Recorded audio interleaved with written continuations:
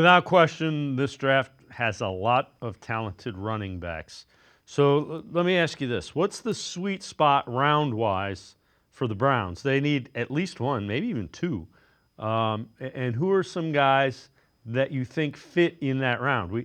Uh, you know, 2 or 33 likely going to be a quarterback just based on what the roster is made up of right now.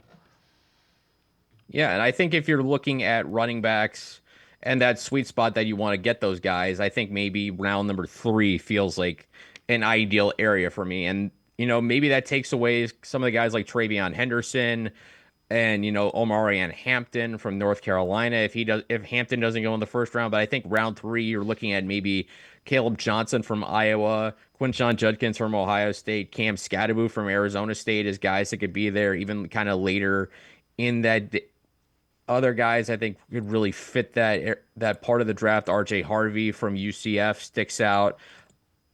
Late Baishal Tootin, the speedster from Virginia Tech's another guy that I really like. Explosive runner, fast, does have ball security issues, but I think if you're looking for a game breaker, Tootin kind of hits that mark. And with the running back class in this draft, it's going to be one. It's going to be one of the highest, deepest position groups in this draft. When my position rank has come out, as they continue on, that's going to be a group that is ranked pretty high. So you're going to see them more towards the end. I would say end of next week is about when you're going to see them. But I think with also considering the need the Browns have at receiver, it's receiver's not as deep a position as running back. I think in an ideal scenario, if you're the Browns, you go Shadur Sanders number 2, you get a receiver at 33, whether it's Emeka Buka or either the Iowa State guys, Jaden Higgins or Jalen Noel, and then you come back at 67 and you get either a Caleb Johnson or a Cam Scatterbo, or wait till 94, get a guy like Devin Neal, somebody like that, maybe DJ Giddens from Kansas State. There's just a bunch of running backs out there.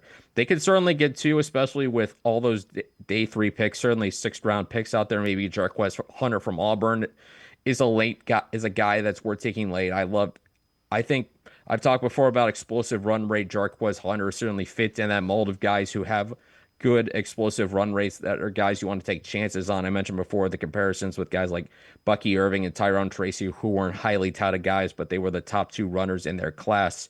And their explosive run rate in college, their final season was is kind of a correlation between how good guys are who get explosive runs to what they do in the NFL and that kind of success. Irving and Tracy kind of fit that mold. So I think the bottom line is you can go up and down this class and find a different kind of running back at almost any spot. But where the draft is as far as depth goes, I think running back, you can afford to maybe wait till round number 3, unless you believe Travion Henderson's there at 33. We just got to take him because you need that explosive element.